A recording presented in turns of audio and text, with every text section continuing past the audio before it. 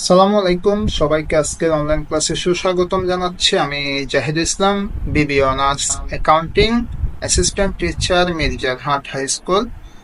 আজকের আমার ক্লাসটি হচ্ছে হিসাব বিজ্ঞান নবম দশম শ্রেণীর অধ্যায় 10-এর 11 নং সৃজনশীল প্রশ্নের সমাধান নিয়ে আমি আজকে ক্লাসটি করব। প্রিয় শিক্ষার্থীরা, এর আগে আমি প্রায় বলতে গেলে 10টা অঙ্ক আমি সমাধান করে তোমাদেরকে দেখিয়েছিলাম। তো আজকে আমি 11 নম্বর সৃজনশীলটা আমি সমাধান করব। তোমাদেরকে অসংখ্য ধন্যবাদ এই সাথে থাকার জন্য, এবং আজকে ক্লাসেও কি আশা করি সাথে থাকবে এবং ক্লাসটি দেখবে, উপভোগ করবে।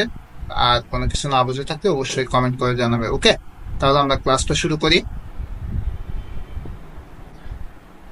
আমাদের প্রশ্ন আমাদের কাছে আসছে, আমরা একটু প্রশ্নটা জুম দিয়ে একটু বুঝে নিই। আর তোমাদের তো সামনে বই থাকবে আশা করি অঙ্ক ভিডিওটা দেখার সময়। 11 নম্বর, সুরভি ট্রেডার্সের 2017 সালের 31 ডিসেম্বর তারিখে রামেলকে নিম্নরূপ। ওকে, ক্রমিক নাম আর হিসাবের নাম, কোটিয়ান্তিষ্ট, ডেবিট টাকা, এগুলো তো বারবার বলার দরকার নেই, এগুলো তোমরা জানো। আর প্রারম্ভিক মজুদ তোমার ডেবিট হয়, ক্রয় ডেবিট হয়, বিক্রয় সাধারণত ক্রেডিট হয়, বিক্রয় ফেরত ডেবিট হবে, কারণ বিক্রয় যদি ক্রেডিট হয় বিক্রয় ফেরত ডেবিট হয়। আর ক্রয় যদি ডেবিট হয় ক্রয় ফেরত ক্রেডিট হবে। আগত স্থায়ী সম্পদ ডেবিট, ক্রয় পরিবহন তো ব্যয় বিদায় এটা ডেবিট হবে। তারপর বেতন ব্যয় বিদায় ডেবিট, ভাড়া ব্যয় বিদায় ডেবিট, সঞ্চিত হবে এটা ক্রেডিট হবে, কাজ না করে এটা ব্যয়, এটাও ডেবিট। উত্তোলন মূলধন, উত্তোলন কিন্তু ডেবিট। ওকে, মূলধন ক্রেডিট। এরপর আমরা দেখতে পাচ্ছি অতিরিক্ত মূলধন, সাধারণত অতিরিক্ত মূলধন তো মূলধনের সাথে সম্পর্ক বিদায়, এটাও মূলধনটাও কি ক্রেডিট, মালিকানা সত্ত্বের কাছে। ওকে, এরপর যন্ত্রপাতি স্থায়ী সম্পদ, এটা ডেবিট হবে। আমাদের যোগফল আমরা দেখতে পাচ্ছি 2,54,000 টাকা, 2,54,000 টাকা ডেবিট ক্রেডিটে। সমন্বয় দেওয়া হয়েছে আমাদের এখানে তিনটা মাত্র। সমাপনী মজুত পণ্যের মূল্য ধরতে বলছে 14,000 টাকা, মানে সমাপনী মজুত পণ্যটা আমরা চলতি সম্পদও লিখবো এবং বিক্রিত পণ্যের ব্যয় থেকে মাইনাস করে দেবো 14,000 টাকাটা। মালিক 2 নম্বরে বলছে মালিক ব্যক্তিগত অর্থে ব্যবসায়ী কর্মচারীদের বেতন 12,000 টাকা পরিশোধ করেন, যা হিসাবভুক্ত হয়নি, এটা অতিরিক্ত মূলধন হিসেবে ব্যবসার মধ্যে আসবে। তো এটা আমাদের যোগ করতে হবে। ওকে, কারণ মালিক নিজের পকেট থেকে এই টাকাটা কর্মচারী বেতনের টাকাটা পরিশোধ করছে। ওকে, এটা অতিরিক্ত মূলধন হিসেবে কাজ করবে। আচ্ছা, এরপর আমাদের স্থায়ী সম্পদের উপর 10% অবশ্যই ধার্য করতে হবে। তার কারণে আমাদের স্থায়ী সম্পদ যে টাকাটা বের হবে, স্থায়ী সম্পদ মানে এখানে কয়েকটা স্থায়ী সম্পদ থাকতে হবে, সবগুলো স্থায়ী সম্পদ যোগ করে কাউন্ট করে তারপর 10% বের করবো। মানে এখানে নির্দিষ্ট করে বলা হয়নি যন্ত্রপাতির উপর 10%, এটা বলা হয়নি, কিন্তু আমাদের বলছে স্থায়ী সম্পদের উপর। তাহলে মানে স্থায়ী সম্পদ যদি 5টা আসে তাহলে 5টা যোগ করে তারপর 10 দিয়ে গুণ করে 100 দিয়ে ভাগ করে অবশ্যই মাইনাস করতে হবে। ওকে, এরপর আমাদের প্রশ্নগুলো আমরা একটু দেখি। বছর শেষে শুরু হবে ট্রেডার্সের স্থায়ী সম্পদের নেট মূল্য কত। এই দেখো, এইদিকে স্থায়ী সম্পদ অবশ্যই বলছে, আবার এইদিকে বলছে স্থায়ী সম্পদের নেট মূল্য। তাহলে আমরা আমাদের অঙ্কটা কিন্তু কতে পেয়ে যাচ্ছে স্থায়ী সম্পদের কাজটা। উপযুক্ত তথ্যাদির আলোকে সুরভি ট্রেডার্সের নেট লাভ বা নেট ক্ষতি বের করতে বলছে, মানে কমপ্লিট বিষয়টা বিবরণের অঙ্কটা আমাদেরকে এখানে করতে হবে, কারণ সম্পূর্ণ অঙ্ক চাচ্ছে, কারণ নেট লাভ মানে তো সম্পূর্ণ অঙ্ক, মুনাফা বললে অর্ধেক। আর গতে বলতেছে উপযুক্ত তথ্য অবলম্বনে সুরভি ট্রেডার্সের মালিকানা সূত্রের বিবরণী প্রস্তুত করতে বলছে। মালিকানা সূত্রের বিবরণী প্রস্তুত করতে হলে অবশ্যই আমাদেরকে নেট মুনাফা বা নেট ক্ষতি লাগবে, কিন্তু ওরা নেট মুনাফা আমাদেরকে বলে দিচ্ছে 35,000 টাকা ধরে কাজ করতে বলছে, মানে মালিকানা সূত্রের মধ্যে নেট মুনাফা যোগ করবো 35,000 টাকা। প্রিয় শিক্ষার্থীরা, বছর শেষে স্থায়ী সম্পত্তির নেট মূল্য পরিমাণ বের করতে হলে বিবরণ, বিস্তারিত টাকা, পরিমাণ টাকা, আমাদেরকে একটা বক্স বানাতে হবে। স্থায়ী সম্পদগুলো আমরা এই কোথা থেকে পাবো? রামেল থেকে। আসবাবপত্র আছে 24,000 টাকা, 24,000 টাকাটা লিখে ফেলবো, তার থেকে 10% অবশ্যই আমাদেরকে মাইনাস করতে হবে, মানে 24,000-কে 10 দিয়ে গুণ করে অর্থাৎ 100 দিয়ে ভাগ করলে 2,400 টাকা বের হবে, এটা মাইনাস করলে আমাদের 21,600 টাকা থাকবে। এরপর রামেলের 13 নম্বর আমরা দেখতে পাচ্ছি 90,000 টাকা যন্ত্রপাতি। ওকে, এটা ডেবিট, এটা স্থায়ী সম্পদ, যন্ত্রপাতি 90,000 টাকা লিখে তার থেকেও কত 10% আমরা মাইনাস করে দিতে পারবো, অর্থাৎ 10% 9,000 টাকা আসবে, তার মানে 81,000 টাকা। ওকে, মাইনাস করলে। প্রিয় শিক্ষার্থী, আমি তোমাদেরকে বলেছিলাম এই অঙ্কটি করার সময়, বলছিলাম যে স্থায়ী সম্পদ সবগুলো যোগ করে 10% অবশ্যই আমরা যোগ করে বের করে আমরা মাইনাস করে দিতে পারবো। অর্থাৎ দুই ধরনের অঙ্কটা হয় মূলত, এই বিভিন্ন জায়গায় সবাই কিন্তু দুইটা পদ্ধতি অ্যাপ্লাই করে। একটা হচ্ছে মোট সবগুলো যোগ করে তারপর মাইনাস করে, আর অনেকে কিন্তু আলাদা আলাদা করে কি বের করে। যেমন আমি এখানে তোমাদেরকে আলাদা আলাদা করে দেখাচ্ছিলাম, তোমরা আশা করি বুঝতে পেরেছো। ওকে, আমরা পরবর্তী অঙ্কটা দেখি। আমাদের পরবর্তী অঙ্কটা হচ্ছে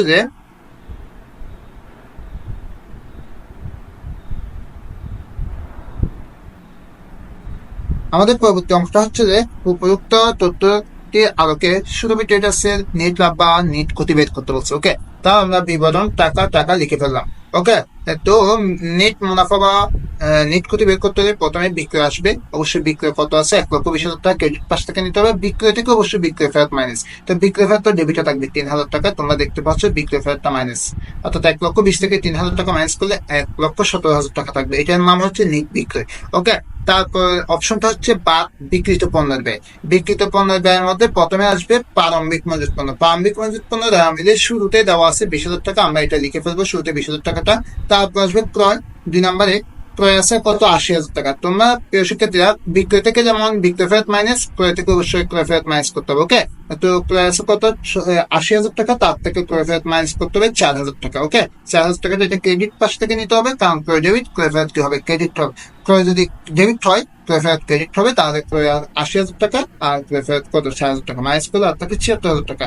আর ক্রয় পরিবহন তো এটা তোমরা জানো বিক্রিত পণ্যের ব্যয়ের মধ্যে লিখতে হয়। ক্রয় পরিবহন কত, 4,000 টাকা। তাহলে আমরা 20,000, 76,000 এবং 4,000 টাকা যোগ করলে 1,00,000 টাকা হয়। 1,00,000 টাকাটাই হচ্ছে সেখান থেকে সমাপনী মজুত পণ্য মাইনাস করতে হবে। সমাপনী মজুত পণ্য আছে সর্বশেষ 14,000 টাকা। ওকে, এই 14,000 টাকা যখন আমরা মাইনাস করবো তাহলে আমাদের 86,000 টাকা থাকবে। এই 86,000 টাকাটার নাম হচ্ছে বিক্রিত পণ্যের ব্যয়। তো ব্যয় যখন বলছে এটা মাইনাস করতে হবে তার থেকে 1,17,000 টাকা থেকে, মানে নেট বিক্রয় থেকে মাইনাস করলে আমাদের আর থাকবে 31,000 টাকা। ওকে, এই 31,000 টাকাটাই হচ্ছে মোট মুনাফা।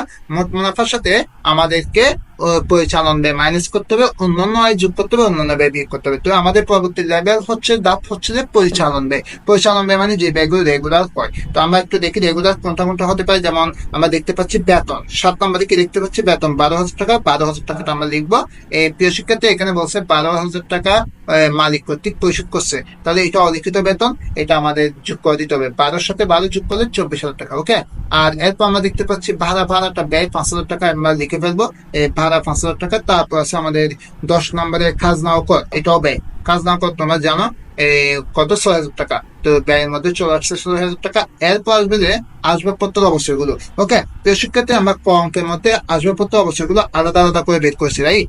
আসবাবপত্র থেকে একটা অবশ্যই বের করছি, যন্ত্রপাতির থেকে একটা অবশ্যই। আসবাবপত্র অবশ্যই বের করেছিলাম যে 2,400 টাকা, এটা আমরা ক থেকে লিখে ফেলবো। আর যদি আমাদের এখানে ক থেকে না লিখতে আমরা এখান থেকে বের করে দিতে পারি। 24,000-কে 10 দিয়ে গুণ করে 100 দিয়ে ভাগ করলে 2,400 টাকা বের হবে। আর 90,000-কে 10 দিয়ে গুণ করে 100 দিয়ে ভাগ করলে যন্ত্রপাতির অবশ্যটা বের হয়ে যাবে। ওকে, আমাদের অবশ্যই দুইটা বের করা শেষ। এবার আমরা 24,000, 5,000, 6,000, 2,400 এবং কত, 9,000, এই সবগুলো টাকা আমরা সুন্দর করে যোগ করে আমরা শেষের বক্সে লিখবো 46,400 টাকা আসবে। এটার নাম হচ্ছে পরিচালন ব্যয়। এই পরিচালন ব্যয়টা কিন্তু মুনাফা থেকে কি করতে হয়, মাইনাস করতে হয়। এটা মাইনাস করলে আমাদের থাকবে 15,400। 15,400 টাকা নেট ক্ষতি কেমনে, কারণ 31,000 টাকাটা ছোট আর 46,600 টাকাটা হচ্ছে বড়। তো এই ছোট থেকে বড় বিয়োগ করলে তো অবশ্যই ক্ষতি আসবে। ওকে, তো সেই জন্য আমাদের নেট মুনাফা না লিখে নেট ক্ষতি লিখতে হয়েছে। আর প্রিয় শিক্ষার্থী এখানে অন্যান্য আয় বা অন্যান্য ব্যয় একটা অপশনও দেওয়া নেই, তার কারণে আমাদের এই কাজটা আমাদেরকে করতে প্রয়োজন হয় নাই। ওকে, আমরা পরবর্তী অঙ্কটা দেখি আমাদের গ নাম্বারে কি বলে।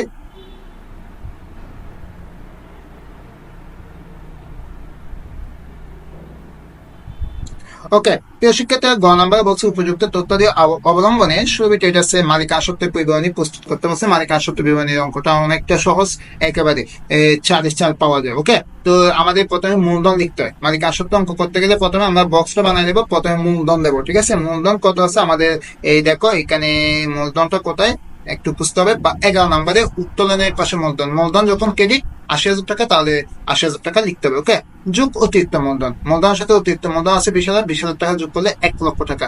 ওকে, এবার যে এখানে বলছে মালিক নিজের ব্যক্তিগত অর্থ দিয়ে ব্যবসায়ী কি কর্মচারীদের বেতন পরিশোধ করছে, তাহলে এটাও মূলধন বাবদ টাকা হিসেবে আসবে। তাহলে 12,000 টাকা, তাহলে টোটাল যোগ করলে 1,12,000 টাকা হয়। এবার আমাদের প্রশ্নের মধ্যে যে নেট মুনাফা যোগ হয়, নেট ক্ষতি বিয়োগ হয়। তো নেট আমাদের কিন্তু খ অঙ্কের মধ্যে উঠতে বেশি নেট ক্ষতি এটা দেওয়া যাবে না, কারণ আমাদেরকে ওরা এটাই ধরে কাজ করতে বলছে। ওকে, নেট মুনাফা 35,000 টাকা ধরে কাজ করতে বলছে, আমরা নেট মুনাফা কত, 35,000 টাকা, তাহলে এটাই যোগ হবে, তাহলে 1,47,000 হবে। এরপর আমাদের উত্তোলন আছে, যখন উত্তোলন তো মাইনাস হয়, মালিক আসক্ত কাছ থেকে মানে মাইনাস হয়, তখন 10,000 টাকা আমরা কি করবো, মাইনাস করবো। মাইনাস করলে আমাদের 1,37,000 টাকা থাকবে।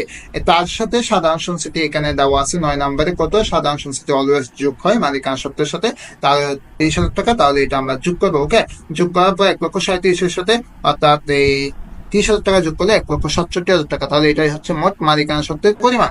ওকে, প্রিয় শিক্ষার্থী, আশা করি অঙ্কটি বুঝতে পেরেছো। সবাইকে অঙ্কটি দেখার জন্য ধন্যবাদ। Thanks for watching.